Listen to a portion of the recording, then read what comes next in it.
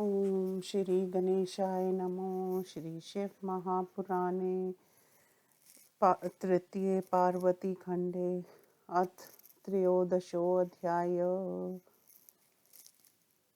भवानुवाच किमुक्तं गिरिराजाय तव्य योगिनस्तपस्विना तदुन्तर्शृणु विभो मतो ज्ञानविशारद।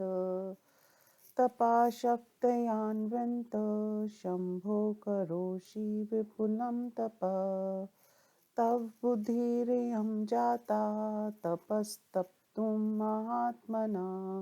सा शक्ति प्रकृतिगिरया सर्वेषामपि कर्मणां तया विरच्यते सर्वं पालयते च विनाशते।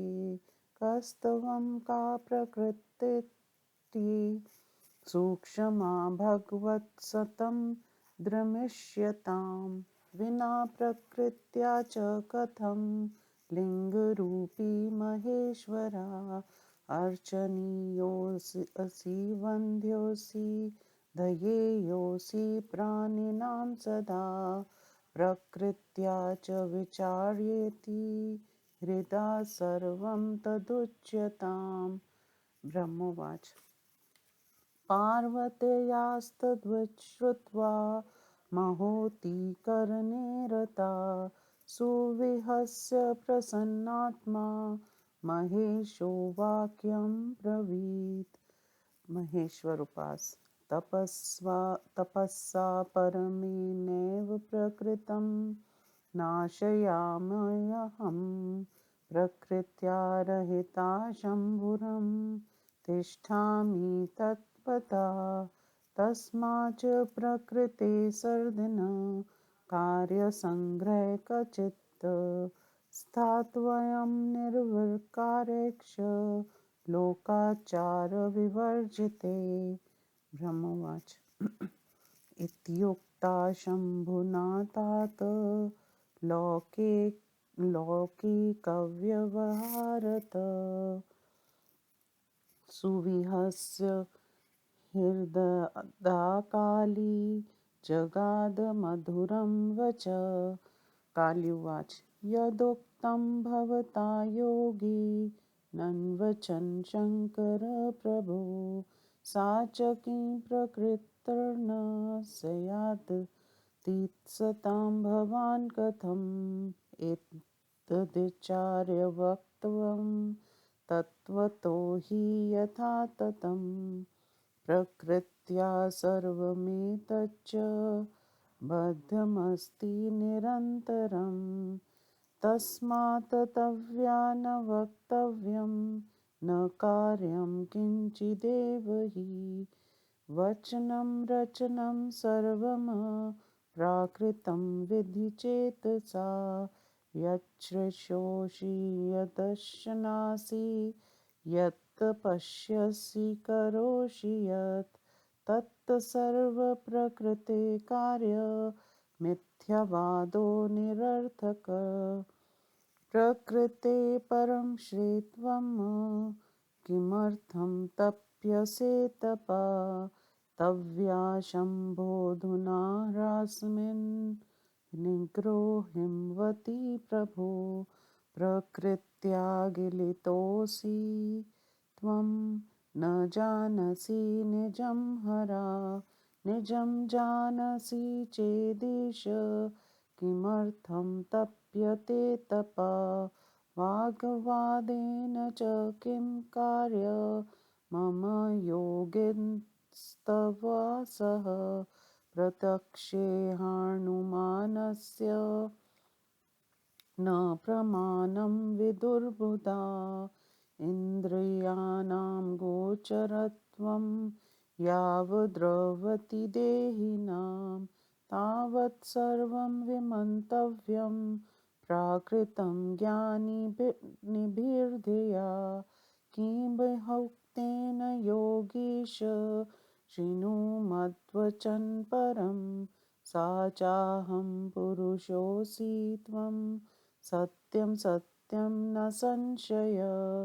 मदनुग्रहतत्स्वं हि सगुणो रूपवान्मता मां विना त्वं निरोहेसि न किञ्चित् कर्तुमर्हसि पराधीन सदा त्वं हि नानाकर्मकरो वशी निर्विकारे कथं त्वं हि न लिप्तक्ष्यमया कथं प्रकृते परमोऽसि त्वं यदि सत्यं वचस्त्व तर्हिर्तव्या न भेतव्यं समीपे मम शङ्कर ब्रह्मवाच इत्याकरणं वचस्तस्याः साङ्ख्यशास्त्रोदितं शिवा वेदान्तमत्तसंस्थो हि वाक्यमुचे शिवां प्रति श्रीशिवोवाच इत्येवं त्वं यदि ब्रूषे गिरिजे साङ्ख्यधारिणि प्रत्ययं कुरु मे सेवा मनीष्विदां सुभाषिणी यदहं ब्रह्मा निर्लिप्तो मायया परमेश्वरा वेदान्तवेदयो माये शस्त्वं करिष्यसि किं ददा ब्रह्मवाच इत्येवमुक्त्वा गिरिजां वाक्यमुचे गिरिं प्रभु भक्तानुर्जनकरो भक्तानुग्रहकारका शिववाच अत्रैव सोऽहं तपःसा परेण गिरे तव प्रस्थवरेतिर्मये चरामि भूमौ परमार्थ भावस्वरूपमानन्दमयं सलोचन तपस्तप्तु मनुज्ञा मे दातव्या पर्वताधिप अनुज्ञा विना किञ्चिन्तपा कर्तुं न शक्यते ब्रह्मवाच एतच्छ्रुत्वा वचस्तस्य देवदेवस्य शूलिना प्रणम्य हिमवाचम्ब मुञ्ति वचनमब्रवीत् हिमानुवाच तवद्यं हि जगत्सर्वं सदेवासुरमानुषं किमप्यं महादेव तुच्छो भूत्वा वदामि ते ब्रह्मवाच एवमुक्तो हिमवता शङ्करो लोकशङ्करा विहस्य गिरिराजं प्राहयाहीति सादरं शङ्करेणाभयून्याज्ञातं स्वगृहं हिमवानयो सार्धगिरिजयावेश प्रत्यहं दर्शने स्थिता पित्रा विनापि सा काली सखीभ्यां स नित्यशा जगाम शङ्कराभ्यासं सेवाय भक्तितत्परा निशिषेधनता कोऽपि गणो नन्दीक्षराधिका महेशशासनातात तच्चासनकराशुचि साङ्ख्य वेदान्तमत्या शिव्यो शिवदा सदा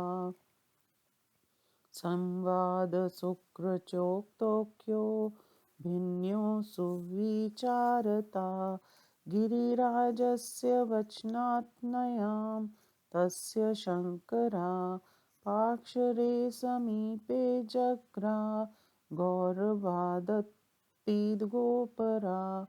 उवाचेदं वच कालीं सखीभ्यां स गोपति नित्यं मा सेवतां यातु निर्भीताहात्र तिष्ठतु एवमुक्त्वा तुं तां देवीं सेवाय जगृहे हरा निर्वकारो महायोगी नानालीलाकरा प्रभु तमेव महर्दैर्य धीराणां सुतपस्विनां विगन्वन्यत्यपि सम्प्राप्य यदि धनैर्न विहन्यते तथा स्वपुरमायातो गिरिराटपरिचारके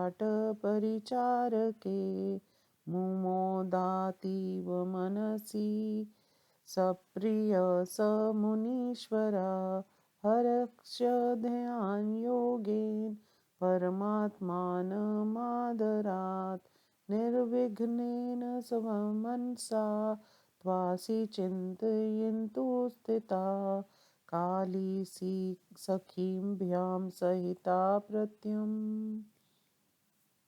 चन्द्रशेखरं सेवमाना महादेवं गमनागमने स्थितता प्रक्षालय चरणो शम्भो पपो तच्चरणोदकं वहि शौचेन वस्त्रेण चक्रे तदात्रमार्जनं षोडशेनोपचारेण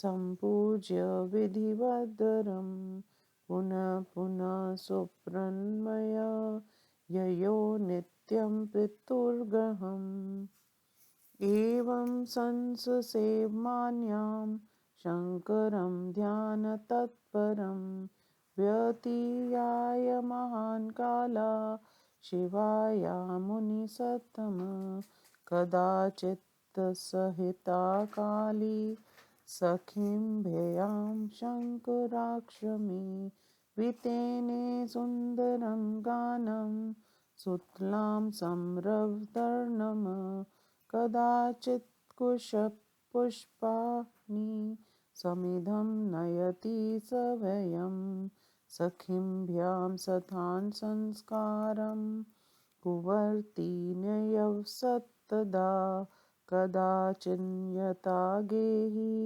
स्थिता चन्द्रभृतो भृशं वीक्षन्ति विस्मयामास सकामा चन्द्रशेखरं ततस्तप्तेन भूतेस्तां निःसङ्गा परिस्थितां सोचिन्तय तदा वीक्ष्य भूतदेहे स्थितियेतेति च नागृहीदिरेषा काली भार्यार्थे निकटे स्थितां महालावण्यनित्यां मुनीनामपि मोहिनीं महादेव पुनर्दृष्टा तथां तासन् येतेन्द्रियां सवसेवने रतां नित्यं सद्या संचिन्तयत् यदेवेशा तपक्षाव्रतं काली करिष्यति तदा च तां गर्हिष्यामि गर्भबीजविर्जिततां ब्रह्मोवाच इति सञ्चित्य भूतेषु धृतं ध्यानसमाक्षिता महायोगेश्वरो भूद्रे महालीलाकरा प्रभु ध्यानसक्तस्य तस्याथ शिवस्य परमात्मनः हृदि नासीनमुने काचित् धन्या चिन्ता व्यवस्थिता काली तव नूदिनं शम्भु सदिक्ता समसेवत विचिन्तयन्ति स्ततं तस्य रूपं महात्मना हरो ध्यानपरं कालीं नित्यं प्रेक्षत्सु सुस्थितां विस्मृत्य पूर्वचिन्तां ता पश्यन्नपि न पश्यति एतस्मिन्नन्तरे देवा शुक्राद्यामुनक्ष्यते ब्रह्माज्ञास्मरं तत्र प्रेष्यामासुरादरात् तेन कारयन्तु योगं काल्या रुद्रेण कामता महावीर्येणासुरेण तारकेण प्रपीडिता। गत्वा तत्र सम्रास्य सर्वमुपायं करो निजं। चुक्षुभेन हरा किञ्चिन्तं च भस्मीचकारः। पार्वत्यपि विगर्वाः भूनमुन्नीतस्य निदेशता। तत्सत्त्वो महत्कृत्वा शिवं प्राप पतिं सती।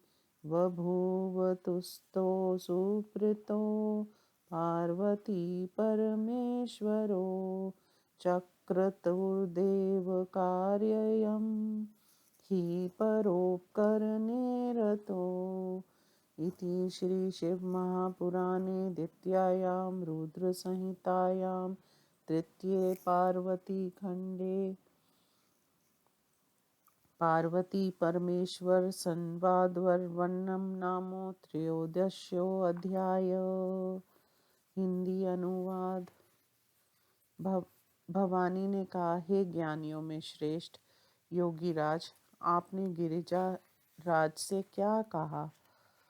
हे प्रभु, उसका उत्तर आप मुझसे सुनिए। हे शिव जी, आप तपस्या की शक्ति से युक्त होकर ही इस महान तप में लगे हैं। उसी शक्ति से आपको तपस्या करने की इच्छा हुई है। वह सबके कर्मों की शक्ति प्रकृति कही जाती है। उसी से सबकी सृष्टि, पालन, संहार होता है। हे भगवान, आप कौन हैं? वह सूक्ष्म प्रकृति कौन है? थोड़ा विचार कीजिए। बिना प्रकृति के लिंग रूपी महेश्वर की क्या सत्ता है? आप शक्ति से युक्त होकर ही प्राणियों के पूजनीय, प्रणाम करने योग्य तथा ध्यान करने योग्य है। ऐसा हृदय से विचार करके ही कुछ कहें। ब्रह्मा जी ने कहा। पार्वती के उस वचन को सुनकर महान क्रीड़ा करने में तत्पर शिव जी ने हंसकर कहा। महेश्वर ने कहा, परम तप द्वारा मैं प्रकृति का नाश कर देता हूँ। वास्तविक रूप में मैं प्रकृति से रहित होकर ही शिव रूप में स्थित रहता हूँ। इसलिए सज्जनों की को प्रकृति का संग्रह नहीं करना चाहिए। लोकाचार से रहित निर्विकार होकर रहना चाहिए। ब्रह्मा जी ने कहा। लौकिक व्यवहार के अनुसार शिव जी ने भवानी से कहा। तब मन में हंसकर काली ने शंकर से मधुर शब्दों में कहा। काली जी ने कहा, हे शंकर, हे प्रभु, हे योगी, आपने जो कुछ कहा है ये प्रकृति नहीं है और आप उस प्रकृति से परे कैसे हैं? आप वास्तविक रूप से ठीक ठीक विचार कर कहिए, क्योंकि ये सब प्रपंच प्रकृति से बंधा हुआ है। इसलिए आपको ये नहीं कहना चाहिए कि इससे कोई तात्पर्य नहीं है। आप मन से विचार कीजिए, क्योंकि कहना और करना ये सब प्रकृति से ही होता है। जो आप सुनते, खाते, देखते और करते हैं वह सब प्रकृति का कार्य है। किसी को मिथ्या कह देना व्यर्थ है। यदि आप प्रकृति से परे हैं तो हे शिव जी, आप इस हिमालय पर्वत पर आकर तपस्या क्यों कर रहे हैं? प्रकृति द्वारा आत्मसात किए जाने पर भी आप अपने स्वरूप को नहीं पहचान पा रहे, और यदि आप अपने को जानते हैं तो फिर तपस्या किस लिए कर रहे हैं? हे योगीश्वर, आपके साथ वाद करने से मुझे क्या लाभ है? विद्वान पुरुष प्रत्यक्ष वस्तु को प्रमाणित करने में अनुमान प्रमाण की उपयोगिता को नहीं जानते। जब तक शरीरधारी किसी वस्तु का ज्ञान इंद्रियों द्वारा कर लेते हैं, तब तक उस ज्ञान को प्रकृति का कार्य समझना चाहिए। हे योगीश, अधिक कहने से क्या लाभ? आप मेरे उत्तम वचन को सुनिए। आपकी वह प्रकृति मैं हूँ और उस प्रकृति के पुरुष आप हैं। मैं सत्य कह रही हूँ, इसमें संदेह नहीं है। मेरे अनुग्रह से ही आप सगुण और रूपवान हैं। मेरे बिना आप निरीह हैं। अंत आप कुछ भी नहीं कर सकते। आप जितेंद्रिय होकर भी अनेक कर्म करते हैं, तब आप निर्विकारी कैसे हो सकते हैं? और आप मुझसे अलग कैसे हो सकते हैं? आप प्रकृति से परे हैं। यदि ये कथन आपका सत्य है, तो यदि मैं आपके समीप भी रहूं तो आपको मुझसे डरना नहीं चाहिए। ब्रह्मा जी ने कहा। इस प्रकार सांख्य शास्त्र सम्मत काली के वचनों को सुनकर शिव जी ने वेदांत मत का आश्रय लेकर शिवा से कहा। श्री शिव ने कहा, मधुर भाषण करने वाली गिरिजा, यदि सांख्य शास्त्र के अनुसार तुम ऐसा कहती हो तो प्रतिदिन मेरी सेवा किया करो। यदि मैं ब्रह्मा हूँ, माया से निर्लिप्त हूँ, वेदांत द्वारा जानने योग्य परमेश्वर हूँ और माया का स्वामी हूँ, तब तुम क्या करोगी? ब्रह्मा जी ने कहा, भक्तों पर कृपा करने वाले तथा भक्तों को प्रसन्न करने वाले प्रभु। इतना गिरिजा से कहकर फिर वे गिरिराज से कहने लगे। शिव जी ने कहा, हे गिरिराज, मैं यहीं तुम्हारे पर्वत की रमणीय चोटी पर तपस्या तथा परामर्श भाव से अपने स्वरूप का चिंतन करता हुआ विचरण किया करूंगा। हे पर्वतराज, मुझे तपस्या करने की आज्ञा दीजिए। आपकी आज्ञा के बिना किसी प्रकार का तप नहीं किया जा सकता। ब्रह्मा जी ने कहा। देव देव महादेव के इन वचनों को सुनकर गिरिराज ने शिव जी को प्रणाम कर ये कहा। हिमालय ने कहा, हे महादेव जी, देवता, असुर, मनुष्यों सहित ये संपूर्ण संसार आपका ही है। मैं तुच्छ व्यक्ति आपसे क्या कहूँ? ब्रह्मा जी ने कहा। इस प्रकार तीन लोकों के कल्याण करने वाले शिव जी ने हिमालय से कहा। तब उन्होंने हंसकर गिरिराज के से आदर के साथ कहा, आप घर जाइए। शिव जी से आज्ञा पाकर हिमालय गिरिजा के साथ अपने घर गया। तब से प्रतिदिन उनका दर्शन करने लगा। वह काली पिता के बिना भी सखियों को लेकर प्रतिदिन भक्ति तत्पर होकर सेवा करने के लिए शिव जी के पास जाती थी। शिव जी की आज्ञा से उनकी आज्ञा के पालक एवं पवित्र नंदीश्वर आदि कोई गण पार्वती को रोकते ना थे। विचार से भिन्न होते हुए भी सांख्य तथा वेदांत मत वाले शिवा एवं शिव का संवाद सबके लिए सुखद कहा गया है। इंद्रियों से परे रहने वाले भगवान शिव जी ने गिरिराज की प्रार्थना को महत्व देते हुए पार्वती को अपनी सेवा का अवसर दिया। सखियों सहित काली से शिव जी ने कहा, प्रतिदिन निर्भय होकर मेरी सेवा करते हुए तुम यहाँ रहो या घर चली जाओ। निर्विकार महान योगी, अनेक प्रकार की लीला करने वाले शिव जी ने इतना कहकर पार्वती को अपनी सेवा में ले लिया। धीर तपस्वियों का ये सबसे बड़ा धैर्य है कि विघ्नकारी वस्तु को पाकर भी वह विघ्नों से बाधित नहीं होते। हे मुनिवर, इसके बाद गिरिराज अपने प्रियजनों तथा नौकरों के साथ प्रसन्न होकर अपने नगर में चला आया। शिव जी भी ध्यान योग से आदर पूर्वक निर्विघ्न होकर पर ब्रह्मा का चिंतन करने लगे। पार्वती भी अपनी सखियों के साथ प्रतिदिन चंद्रशेखर महादेव की सेवा करती हुई घर आती जाती रही। वह शिव जी के चरणों को धोकर उस चरणोदक को पीती थी, पवित्र वस्त्र से उनका शरीर पोंछा करती थी। षोडशोपचार विधि से विधि पूर्वक शिव जी का पूजन कर उन्हें प्रणाम कर फिर पिता के घर चली जाती थी। हे मुनिवर, ध्यान मग्न शिव जी की इस प्रकार सेवा करते हुए शिवा का बहुत समय बीत गया। किसी दिन शिव जी के आश्रम में काली ने सखियों के साथ मधुर स्वर से काम वर्धक गाना गाया। कभी वह स्वयं कुश पुष्प तथा समिधाएं ले आती थी और कभी सखियों के साथ आश्रम में झाड़ू आदि लगाती थी। कभी निश्चित समय तक शिव जी के आश्रम में रहकर सकाम भाव से चंद्रशेखर को देखकर आश्चर्यचकित होती थी। उसके बाद सब प्राणियों ने के स्वामी ने उस पांच भौतिक देह में स्थित काली को एकांत में सेवा में तत्पर देखा।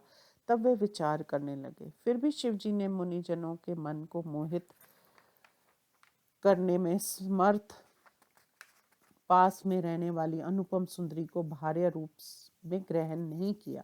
महादेव जी ने पुनः काली को दया दृष्टि से देखा कि वह जितेंद्रिय होकर मेरी सेवा में लगी है। तब उन्होंने विचार किया, जब ये काली मुझे प्राप्त करने के लिए घमंड रहित होकर तपस्या करेगी, तभी मैं इसे स्वीकार करूंगा। ब्रह्मा जी ने कहा। इतना विचार कर शिव जी शीघ्र ही ध्यान मग्न हो गए। अब वह महायोगीश्वर प्रभु महान लीला करने वाले हो गए। ध्यान मग्न हो जाने के बाद हे मुनि, उनके हृदय में और कोई चिंता नहीं थी। इधर काली प्रतिदिन उनके रूप का ध्यान करती हुई सेवा में तत्पर थी। ध्यान मग्न होने पर भी शिवजी काली को प्रतिदिन देखा करते थे। पहले की चिंता को भुलाकर वह देखते हुए भी नहीं देखते थे। इसी बीच में इंद्र आदि देवता तथा मुनिजनों ने ब्रह्मा की आज्ञा से आदर के साथ कामदेव को वहां भेजा, क्योंकि वह महाबली तारकासुर के उत्पतों से दुखी थी। अंत वह काली और शिव का विवाह कराना चाहती थी। वहां जाकर कामदेव ने अपना सब उपाय लगाया, किंतु शिव जी पर उसका कोई प्रभाव नहीं पड़ा, अपितु उन्होंने कामदेव को भस्म कर दिया। हे नारद जी, पार्वती का भी घमंड नष्ट हो गया। तब उसने महान तप करके शिव जी को वर रूप में पाया। तब वे पार्वती परमेश्वर प्रसन्न हुए और तारकासुर वध रूप देवताओं के कार्य को करने के लिए परोपकार करने में लग गए। इस प्रकार शिव महापुराण में पार्वती परमेश्वर संवाद वर्णन नामक 13वां अध्याय समाप्त। ओम नमः शिवाय।